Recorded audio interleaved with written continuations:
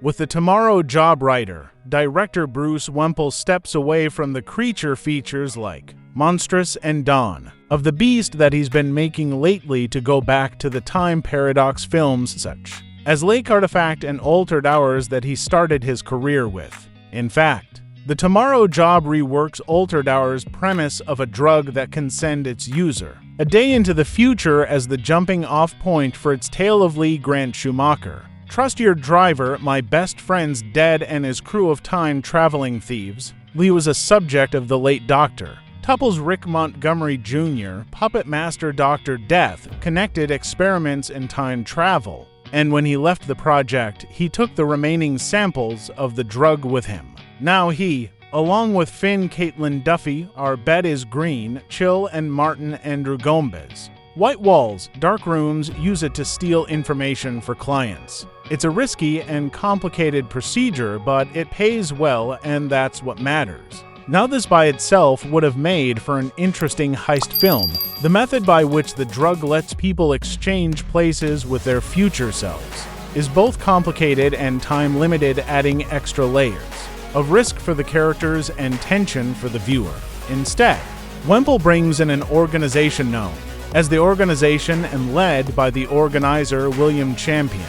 Table for Two, the Barbarians, which wants Lee's stash of the time travel drug, even though thanks to Derek Wagner, George Catt.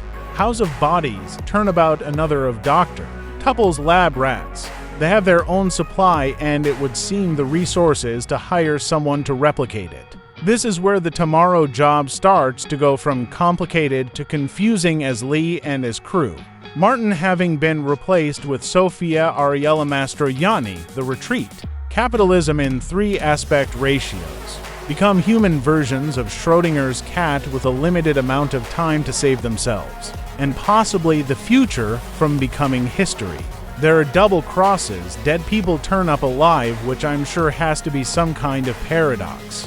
Shady cryptocurrency brokers, and the film's already vague rules of safe time travel seem to be completely forgotten, as everyone runs around madly and the viewer starts to get a headache keeping it all straight.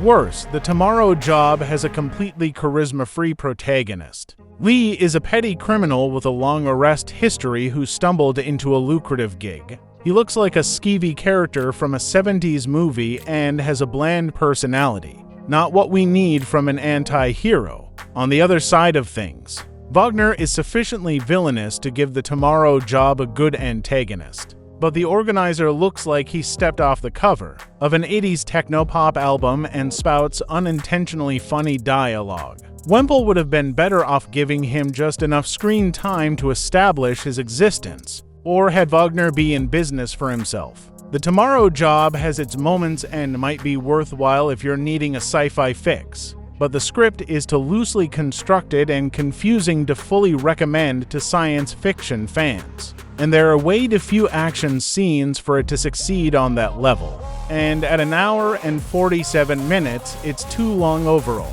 The film ends with a tease for a sequel, and a post-credits scene expands on it. If Wemple can tighten up his ideas, it could succeed where